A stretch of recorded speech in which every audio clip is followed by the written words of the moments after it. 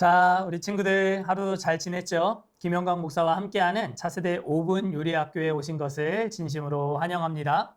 매일매일 잘하고 있죠? 우리는 어제 하나님이 사람인 아담과 맺으신 행위 언약에 대해서 함께 생각해 보았어요.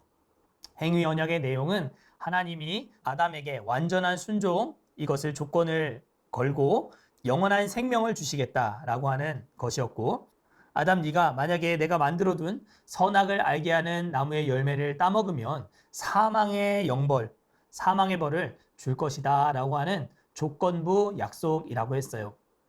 아담은 이 하나님과의 약속, 언약을 깨뜨렸다라고 했는데요. 그것은 바로 선악을 알게 하는 나무의 열매를 아담이 먹었다라고 하는 것이죠.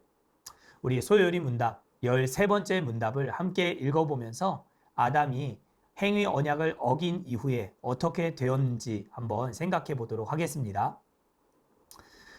우리의 첫 조상은 창조된 본래의 상태에 계속 머물렀습니까? 우리의 첫 조상은 자유의지를 가지고 하나님께 범죄하여 창조된 본래의 상태에서 타락했습니다.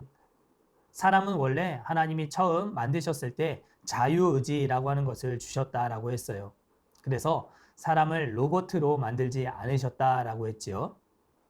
사람이 선악을 알게 하는 나무의 실과를 따먹기 전까지는 이 자유의지라고 하는 것도 하나님이 기뻐하시는 일에만 사용되었어요.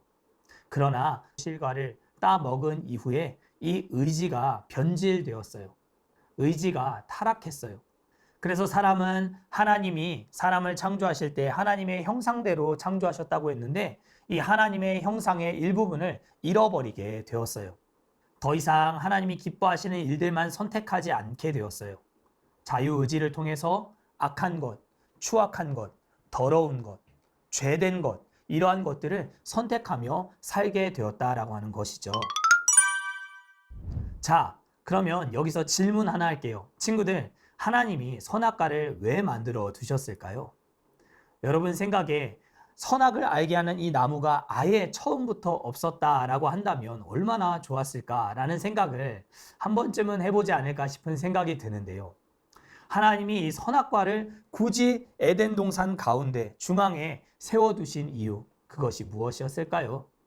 그것은 바로 하나님과 내가 만들어 놓은 사람은 절대 같지 않다.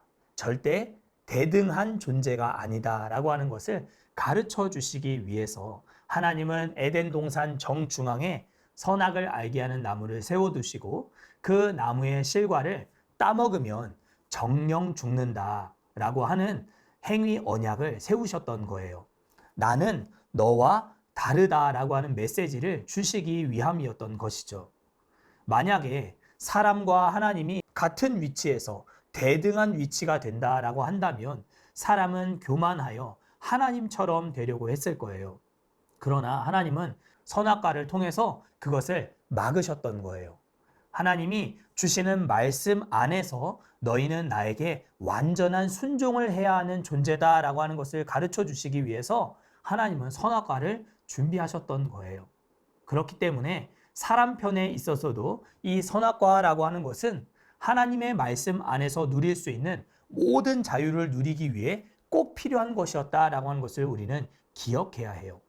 선악과를 처음부터 만들지 않으셨으면 좋았겠다라고 생각할 것이 아니라 선악과를 통해서 하나님을 섬길 수 있도록 사람이 하나님의 말씀 안에서 참된 자유를 누릴 수 있도록 하시기 위한 장치였다라고 우리가 받아들여야 한다는 것이죠.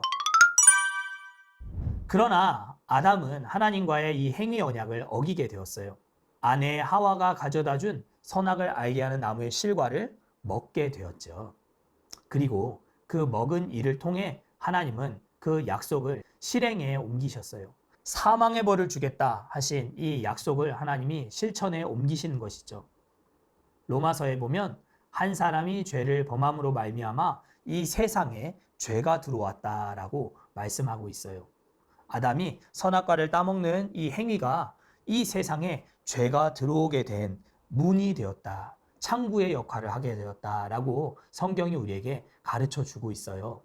아담의 이 불순종으로 인해서 하나님과 사람은 더 이상 영적인 소통을 할 수 없게 되었고, 이 불순종의 죄, 불법의 죄는 사람을 영원한 지옥에 들어갈 수밖에 없는 그러한 처지에 이르게 만들었어요. 그런데 더 큰 문제는 아담 한 사람의 죄로 끝나지 않았다라고 하는 것이 중요해요. 아담은 마치 우리 올림픽 국가대표 선수의 탁월한 성적을 보면 우리 모든 국민들이 박수를 치듯이 이 아담 한 사람의 범죄는 모든 사람들에게까지 영향을 미치는 일이 되었어요. 이것을 대표성의 원리라고 해요. 아담 한 사람이 죄를 지었을 뿐인데 이 한 사람의 죄가 모든 사람에게 미치게 되었다라고 하는 것이죠. 아담이라고 하는 이 사람의 이름의 뜻은 사람이라는 뜻이에요. 그러니까 아담은 모든 사람을 대표하는 한 사람이었다라고 성경이 우리에게 가르쳐 주고 있는 거예요. 이 아담 한 사람의 범죄는 정말 치명적인 결과를 가지고 오게 되었어요. 그래서 이 세상을 살아가는 모든 사람들은 모두 다 아담이 지은 죄 안에 태어나게 되었어요.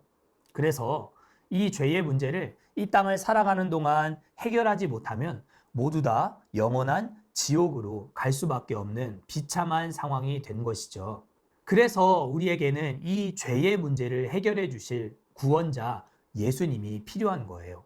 예수님은 이 세상에 존재하는 모든 죄의 문제를 단번에 그리고 영원히 해결하신 유일한 분이시기 때문이에요. 그렇기 때문에 나는 죄인이 아니다. 나는 죄가 없다. 나는 도덕적으로 그래도 괜찮은 삶을 살았다라고 생각하는 사람들은 예수님을 필요로 하지 않아요. 그러나 성경은 모든 사람들이 죄를 범하였음에 하나님의 영광에 이르지 못한다라고 말씀하고 있어요. 모든 사람이 아담의 죄 안에 있는 존재가 되었기 때문이지요. 사랑하는 우리 차세대 친구들 여러분, 여러분들은 죄인이에요. 인정하고 싶지 않겠지만 우리는 죄 가운데 태어나서 이 죄의 문제를 해결하지 않고서는 모두 다 지옥에 갈 수밖에 없는 존재들이에요. 그런 우리들에게 꼭 필요한 존재, 그분에 대해서는 앞으로 우리가 계속 생각해 보도록 할게요. 오늘 요리는 여기까지. 내일 이 시간에 다시 만나도록 할게요. 안녕!